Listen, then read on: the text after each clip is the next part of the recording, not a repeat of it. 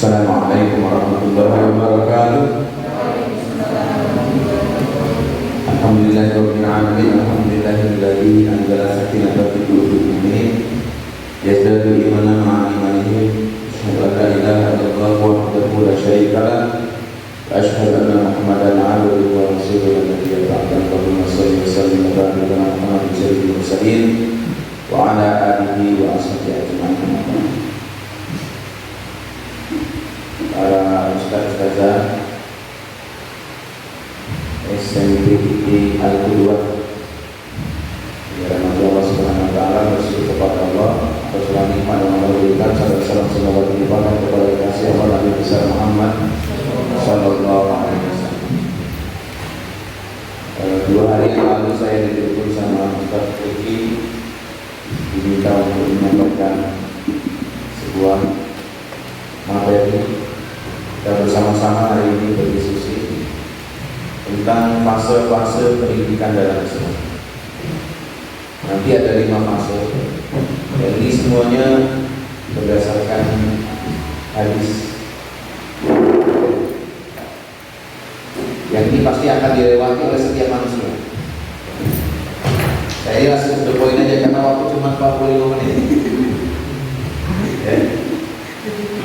45 menit ini harus selesai, ya.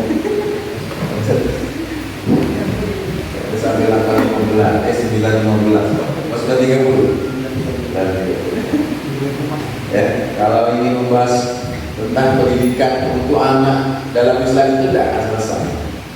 Biasanya kalau ceramah akikah itu hanya mengutip sedikit sekali disampaikan, kan? Sedangkan kita ini akan membimbing anak, ya, yang notabene orang tuanya itu tidak paham. Kebanyakan, walaupun sebagian orang tuanya sudah paham juga tentang anaknya mau diapakan, gitu. Sekarang tadi ya anggaplah mungkin 70% anak itu orang tuanya nggak paham. Yang penting anaknya disekolahkan ke SD, ke SMP Anida ini untuk jadi anak yang baik. Al-Qudwah ini. Saya sering ngomong di Anida, jadi orang. Karena istri saya itu orang Anida, jadi setelah tiap hari ngomongnya Anida. Ya, jadi mereka menitipkan ke sini ingin nanti ketika selesai dari sini 3 tahun itu anaknya itu bukan hanya cerdas keduniaannya, tapi juga cerdas ke akhiratnya. Jadi anak yang soleh, terutama akhlak, karena zaman sekarang ini akhlak luar biasa. Tapi untuk sampai ke sana tentunya kita perlu ya sepintas membahas fase-fase pendidikan dalam Islam, karena ada bagian-bagian bagaimana pendidikan dalam Islam. Yang pertama itu pendidikan Islam masa pra-konsepsi. Karena jelasin ini apa itu konsepsi jangan tanya dengan saya, nanti tanya dengan Ustaz Riki. Karena beliau yang pengalaman ilmu kesehatan kan 3 tahun di SPK. Jadi nggak perlu itu. Gak usah dibahas apa itu prakonsepsi, tapi intinya itu sebelum pernikahan lah. Jadi sebelum nikah itu sudah ada proses bagaimana anak itu mau dijadikan. Makanya seseorang yang ingin menikah perlu mencari kriteria pasangan yang baik. Kalau menurut hadis ini tadi,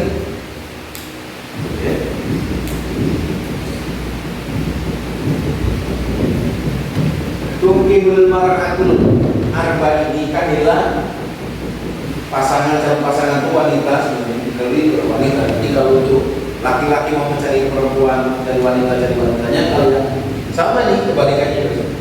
Nikahi 4 arba'in, 5 lihat karena mal. Diboleh menikahi seseorang itu karena mal hartanya. Wali hasaniha, karena nasab, turunan. Anak siapa ini? Karena keturunan itu mempengaruhi. Dengan Dengan istilah itu orang tua anak itu fotokopi dari orang tuanya, walaupun tidak semuanya. Karena nanti dalam itu ada pengaruh-pengaruh. Ada pengaruh. Kemudian wajah maliha, karena kecantikannya juga boleh. Jangan nikah dengan orang jelek, tapi khawatir kan. Tengah malam mati lampu lari ketakutan. Kenapa? Karena pasangannya jelek. Kan harus cari yang cantik, yang ganteng. Yang kira-kira bisa melindungi dirinya. Kalau diajak kondangan ada malu-maluin. Kemudian walidiniha, karena agamanya. Wadfaru bisa di. Jadi kalau bahasa tadi kalau kepingin dapat semuanya itu, pengen bagus, ingin selamat dalam beragama, maka carilah dia karena agama. Cantik akan ikut cantik, harta akan mengikuti dengan sendirinya, termasuk keturunan nanti akan bisa diubah. Kalau agama itu bagus. Nanti agama itu kayak apa yang bagus? Bukan di lisan. Nanti kalau kita baca tentang iman itu kan bukan di lisan. Maka ujian keagamaan itu lebih susah dibanding ujian pelajaran yang lain. Karena yang namanya agama itu bil qalbi, bil lisan, bil arkan atau bil amal. Orang itu terkadang lisannya bagus, ditanyai bagaimana tentang Allah. Oh, jelas bagus. Bagaimana ibadah itu bagus, tapi praktiknya nol. Makanya ini nantinya penanamannya kita di sini supaya nanti orang-orang setelah kita ini kalau mau menikah itu pilih ada, itu ya. Terus yang kedua, pendidikan Islam masa peranakan. Ini saya tuliskan ambil saja dari Abdullah bin Mas'ud berkata, Rasulullah SAW bersabda, ketahuilah bahwasanya orang yang sengsara itu adalah orang yang sengsara di perut ibunya, dan orang yang berbahagia adalah orang yang diberi nasihat dengan selainnya. Apa maksudnya? Ibu itu tadi kalau kita kembali ke yang fase pertama tadi, ibu soleha itu penting, ayah yang soleh itu penting. Nanti dalam masa peranatan, dalam kandungan anak itu berpengaruh. Makanya kalau saya sering ceramah itu, dibawa kemana anaknya itu? 9 bulan itu bersama ibu. Bapak tuh gak punya peran apa-apa. Kalau ibunya ngaji, anaknya ikut ngaji. Ibunya tahajud, anaknya ikut tahajud. Ya. Kalau ibunya ke panggung ikut joget, ya nanti anaknya ikut. 9 bulan itu sesuatu yang luar biasa, gak main-main. Makanya masa peranatan itu penting. Tapi peranatan ini dipengaruhi juga sama masa yang pertama tadi, prakonsepsi sebelum nih. Jadi yang hujan-hujan, yang garis-garis itu belum dicari nanti yang bagus. Sekarang udah ada kita. Ya, di sengsara itu dalam kandungan. Dia sudah berjanji dengan Allah ketika umur 4 bulan mau bagus dalam kandungan. Tapi ternyata orang tuanya tidak memberikan contoh yang bagus selama 5 bulan ke depan. Padahal ketika kamu dikirimkan 4 bulan itu, dia sudah jadi dengan Allah akan beriman, akan taat kepada Allah, sudah jadi. Tapi ternyata orang tuanya tidak memberikan contoh. Maka kata Rasul, itulah bayi yang paling sengsara. Dia sudah saat itu orang tua yang tidak soleh itu sudah zalim kepada Allah. Kita orang tua yang tidak ngajari baik kepada tadi sejak dalam kandungan, sudah luar biasa. Dia zalim kepada Allah. Nanti ibu, tapi ayah juga berpengaruh. Kan membimbing ibunya tadi untuk menjadi istri yang soleh, ibu yang soleh. Diajak baca Quran. Karena ibu itu kalau ladang kami biasanya malas segala-galanya. Alasannya ngidam. Tidak lama lagi ini yang pengalaman yang kedua. Jika tapi harus boleh manja di bagian lain, tapi ibadah tetap. Ya,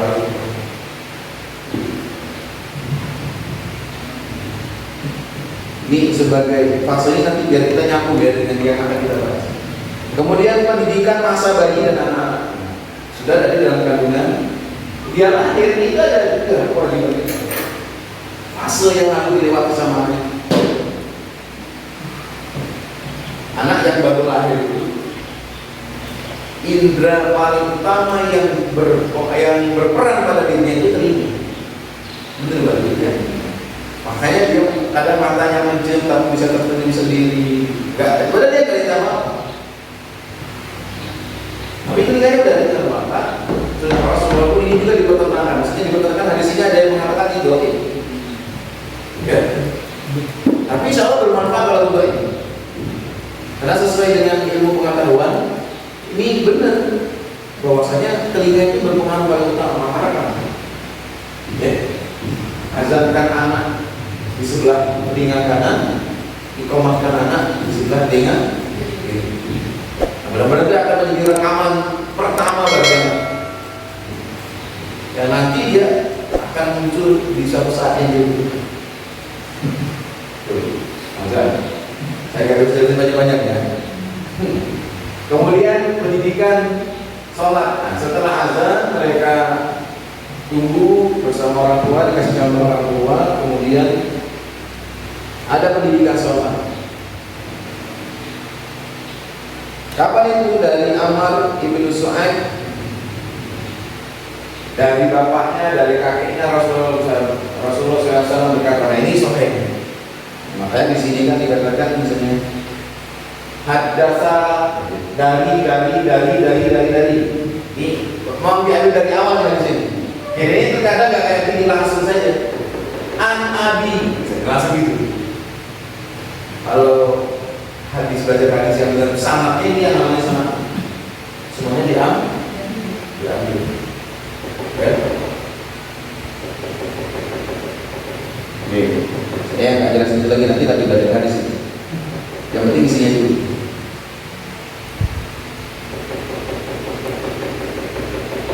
Dari Amr ibnu Su'aib, dari bapaknya, dari kakeknya, Rasulullah SAW berkata. Tapi kalau kayak gini, kira-kira yang dengar hadis itu siapa? Amr atau siapa? Berarti kakeknya. Kakeknya dengar dari Rasulullah, kakeknya ngomong sama bapaknya, bapaknya ngomong Su'aib. Su'aib baru yang ngomong kepada tim penulis hadis. Atau kalau di bawahnya nanti Rawahul Bukhari, berarti dia ngomong dengan ya. Suruhlah anakmu mendirikan sholat ketika berumur 7 tahun dan pukullah mereka tanpa meninggalkannya. Ketika ia berumur 10 tahun, pada saat itu pisahkanlah tempat tidur mereka. Ini sudah mulai proses. Tapi belum pada masa kita. Maksudnya Anda belum masuk, karena sudah lewat SMP umur 13 tahun. 13, 14, 15, 16 berarti maksimal. Ini orang tuanya nih.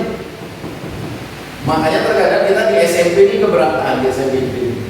Ketika emang anak itu blank dari rumah, paksa dari sholat, ya kita nyuruh sholat di sini, di rumah nggak disuruh sholat. Sudah dikasih itu buku mutabaah yang nggak diisi. Bagaimana orang tuanya nggak sholat? Tapi itu kewajiban kita membimbing kita. Kan nggak mungkin dari awal itu urus semua. Ya, biasa itu perjalanan. Ini kewajiban orang tua. Tapi ini ilmu bagi kita karena kita nih orang tua dan calon orang. Jadi anak perlu diajar sholat mulai dari 7 tahun. Tapi kalau yang kecil-kecil diajak ke masjid itu, ya silakan. Selama dia kuncinya yang penting bisa menjaga kebersihan. Pakai pampers. Ya, terus orang tuanya ngalah deh kalau bawa anak kecil jangan sholat di tengah-tengah, dari pinggir, ada ke belakang. Karena kita proses ngajarin sebelum umur 7 tahun. Ketika 7 tahun baru bisa diomongin nih. Boleh kita kan? Karena anak kecil nanti diawalkan memutuskan sab dalam sholat. Ketika sudah berumur 10 tahun udah dewasa ini, sholat sudah paham, sudah malu. Kalau perempuan mungkin sudah balik. Ada anak yang 9 tahun itu sudah cenderung. Laki-laki bisa jadi juga umur 9 tahun dia sudah bermimpi, maka mulai dipisahkan. Khawatir kita. Ini dipisahkan yang bagus. Perempuan dengan perempuan pun dipisahkan kalau temannya ada. Baik dipisahkan dari tidur orang tuanya maupun dari mereka. Ini proses pendewasaan. Anaknya 3 perempuan semua. Ya harus punya kamar 4.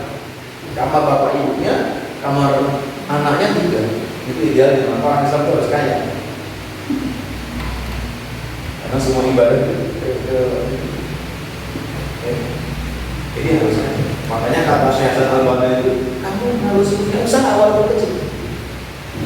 Itu Syekh Hasan Al-Banna ngomong gitu, kamu harus punya usaha walaupun kecil. Walaupun kamu sudah kaya, jangan malu untuk berusaha. Jangan ngejar jadi pegawai negeri, walaupun saya pegawai negeri. Jangan ngejar jadi pegawai negeri. Kalau jadi pegawai negeri silakan, tapi tidak boleh macam-macam. Itu Syekh Hasan Al-Banna. Nanti boleh dilihat 40 kewajiban dari Syekh Hasan Al-Banna itu. Kewajiban seorang muslim sejati yang ke-16. Itu tentang kita disuruh sama Allah. Kalau kita tanya ke sana, maka bayangkan kalau anaknya 6, badannya harus 7. Kalau anaknya 6, kamarnya harus 7, pembantunya 1, 8, kamar tamu 1, 9. Itu dia apa namanya? Oh ternyata pembantunya nggak cukup 1 karena ada yang ngurusin rumah, ada yang ngurusin temuan di luar. Berarti harus 10 kalau yang 1 berarti kaya. Maka kalau yang orang kaya itu apa? Jadi kita harus kayak gitu. Karena kalau lihat ini, kalau kita dikembangkan dari sini 10 tahun sudah dipisahkan. Maka wajar kalau yang kita lihat yang pertama tadi, proses mau nikah itu boleh melihat mau, boleh, walaupun tidak jadi panduan kita, tapi boleh, nggak salah kan? Mertua nanyain kamu kerja di mana, itu sebenarnya nggak salah. Cuman karena laki-lakinya ini kan keder duluan. Padahal ya wajar loh orang tua nanyain kamu kerja di mana tuh. Kamu kalau setelah akad nikah, begitu nikah, saya terima nikahnya, anak saya mau dibawa. Wajar orang tua kayak gitu sebenarnya. Gimana? Cuma kadang kita sudah apa? Keder duluan.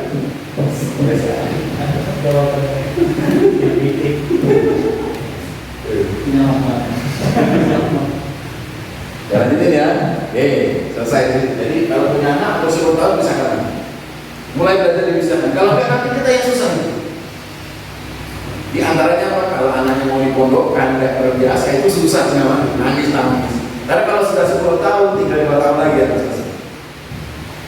Mau dipondokkan, orang tuanya aja nggak betah dalam. Misalnya, aku tidak pernah bisa, hidup tidak pernah. Salah kabarnya. Karena tidak mengikuti sama Rasul. Bisa kan? Kalau saya alhamdulillah, 2 anak saya itu masuk pesantren, kalau SD langsung kirim. Yang pertama itu belum pernah ke Jogja, saya pun belum pernah ke Jogja. Datanglah ke Jogja itu, tinggalkan anak di situ, langsung pulang. Siap Pak ditinggal, siap. Tinggal. Yang laki-laki itu tinggal di situ aja. Ada orangnya. Makanya dia aman misalnya. Kemarin menyalon ketua OSIS di pesantren itu. Ya, Pak berani lah. Bukan soal menangkan lagi, dia bertindak tidak pernah habis. Ya, penting berani debat dulu, ya kan? Ya kan, dia ngomongin sama kayak Adi yang juga debat. Ya, jadi itu. Oke, selesai. Sekarang pendidikan remaja. Ya, kita masuk di pendidikan remaja. Nah inilah masa kita. Tugas kita di sini sekarang. Apa itu? Dari Abu Hurairah radhiyallahu anhu, Nabi Muhammad SAW bersabda, ada 7 golongan manusia yang mendapatkan naungan pada hari yang tidak ada naungan kecuali naungan Allah Subhanahu wa taala. Pemimpin yang adil, seorang pemuda yang menyibukkan dirinya dengan ibadah kepada Allah, seorang laki-laki yang hadir terpaut dengan masjid, dan 2 orang laki-laki yang saling mencintai karena Allah. Mereka tidak bertemu kecuali Allah dan berpisah karena Allah. Seorang laki-laki yang diajak berbuat maksiat oleh seorang wanita kaya raya lagi cantik, lalu dia berkata, aku takut kepada Allah.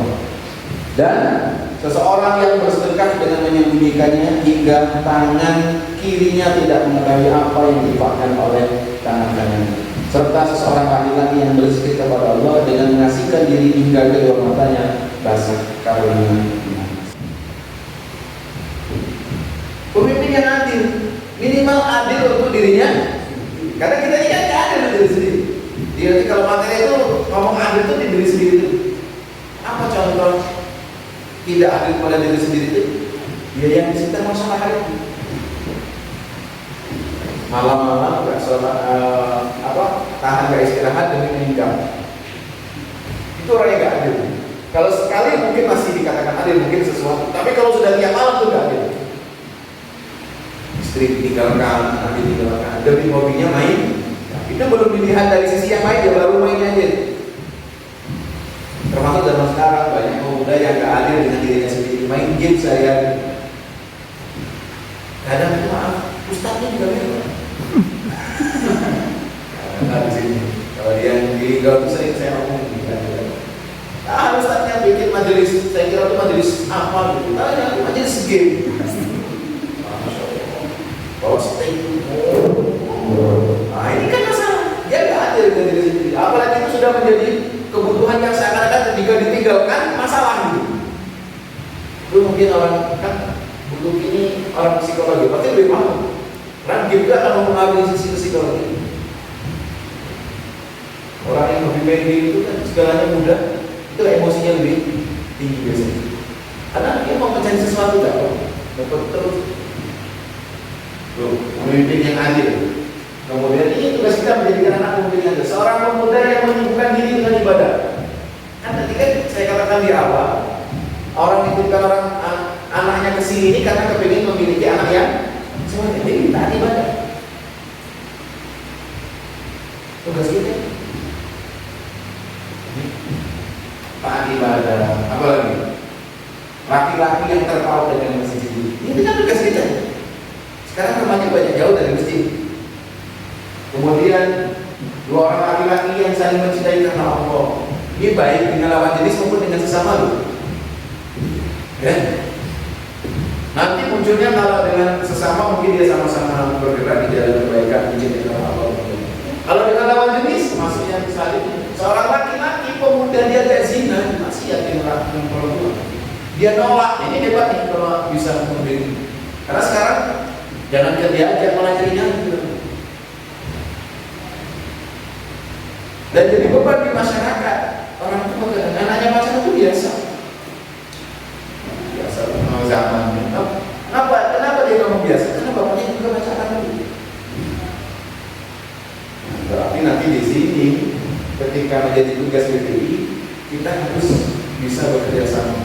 Ya, karena menurut Ki Hajar Dewantara ya ada situ.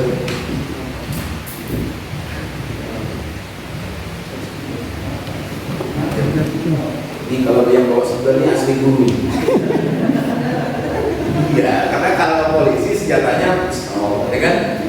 Nah, gitu. Tentara juga sama senjata. Kalau guru senjatanya, gitu. Kalau guru nggak bawa senjata, sekarang HP sekarang. Sekarang HP sekarang. Anaknya belajar punya mimpi. Ini senjata itu. Nah, menurut Ki Hajar Dewantara, ya, anak itu ini anak. Ini ada 3 hal yang mempengaruhi diri. Yang pertama itu keluarga. Yang kedua sekolah. Yang ketiga baru lingkungan. Oke. Jadi anak ini mau dijadikan apa? Tergantung dari keluarganya itu. Maka kita lihat fase dari pra konsepsi, pranatal sampai anak-anak itu pengaruhnya di orang tua semua. Bagaimana orang tuanya itu anaknya berpengaruh. Kemudian sekolah. Sekolah itu biasanya mulai sangat berpengaruh kepada anak itu, benar-benar berpengaruh ketika anak TK, SD sampai kelas 3. Kelas 4 dia sudah mulai goyang, nggak lagi sekolah. TK itu jangan dicoba-coba. Ibunya itu kalah baik dengan guru. Pokoknya yang paling benar itu guru, yang paling baik itu guru, yang paling cantik itu guru, yang paling ramah itu guru, guruan yang paling benar. Saya itu pernah itu hadis anak saya yang laki-laki, dia apalan hadis salah. Saya mungkin salah deh, salah. Ini kata Ustaz tadi. Bener ya Ustaz. Adek ini salah. Benar tadi. Kenapa itu? Ustaz itu ngaji sama beda, masih benar Ustaz juga. Kalau saya sudah kalah di rumah juga, ya saya tahu Ustaznya. Salah kan di situ. Biasa baru benar. Biasanya balik lagi. Dia ini benar penyanyi gitu ya. Tapi kalau saya ngomongin tahan ribut itu. Kenapa? Karena memang guru berpengaruh. SD. Tapi ketika SMP kayak kita sudah kurang. Kita ini sudah terlingkungan. Maka SMP itu kalau bisa memang berbau, gurunya berbau dengan anak, berbau dengan orang tua. Karena dia sudah bagian anak mulai dewasa bergerak sendiri dia bergerak sendiri. Oke, di sini tugas kita.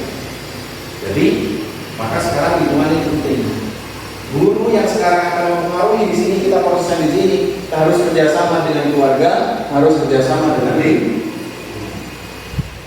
Itu saudaraku yang dirahmati Allah Subhanahu wa Ta'ala. Ya. Jadi tugas kita ada di sini. Mudah-mudahan tidak beberapa. Ini kan yang ada di masa sekarang semua. Problem yang ada di masa sekarang di sini. Pemimpin nggak adil sekarang banyak pemimpin nggak adil. Ya. Kemudian apa lagi? Laki-laki yang hatinya terpaut dengan ibadah kepada Allah susah juga diadili. Yang terpaut dengan masjid, saya tadi malam tuh isi di masjid ini. Itu yang pemuda susah. Mohon. Bapak-bapak sudah ada pemuda 60-50 tahun lagi. Yang muda-muda enggak ada. Di mana para pemuda kumpul di sebelah masjid itu, karena beberapa rumah di M itu ada balai desa yang untuk main wifi race, untuk main badminton. Oh, kalau di sana yang di masjid yang tua-tua. Terus ini problem kita. Padahal masjid itu tempat Islam kan. Kemudian misalnya laki-laki yang saling mencintai karena Allah juga sekarang susah. Orang itu sekarang mencintainya karena apa? Pertolongan, karena sama-sama bekerja. Akhirnya kerjanya saling simpul dan sebagainya. Kemudian laki-laki yang diajak berzina sama wanita tapi dia berani menolak, susah juga kan? Oh sekarang malah justru yang laki-laki yang nyari-nyari. Kemudian yang dia bisa berzikir kepada Allah sampai menangis juga susah. Ini tugas kita jadi kerja, ya. Mudah-mudahan nanti bisa. Dan yang terakhir harus saya sampaikan juga. Nanti kita diskusi setelah ini ya. Pendidikan Islam pada masa dewasa.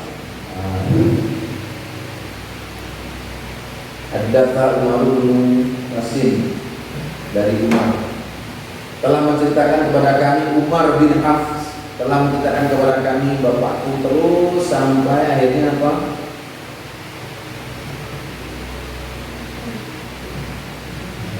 Wahai agama, maka aku pun segera menunjukkan.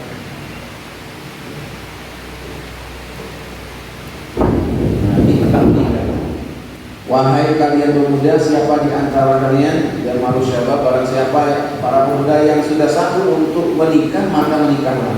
Barang siapa yang belum mampu, maka hendaklah ia berpuasa, karena hal itu akan lebih bisa meredakan gejala. Nah, ini nanti arahnya setelah dia dewasa kan pasti menikah. Menikah diputar lagi ke yang pertama tadi. Kalau ingin mencari pasangan, arahkan ke sana kalau dewasa.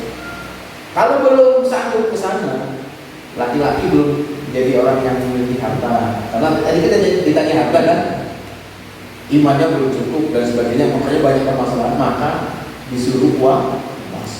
Tapi inti utamanya disuruh nikah. Kalau sudah cukup nikah, menikahlah.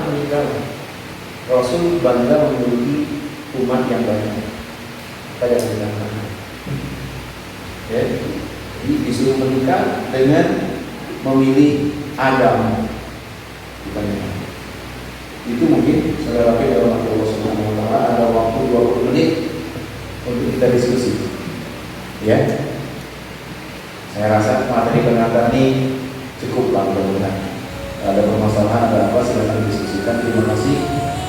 Jazakallahu khairan. Assalamualaikum warahmatullahi wabarakatuh. Waalaikumsalam.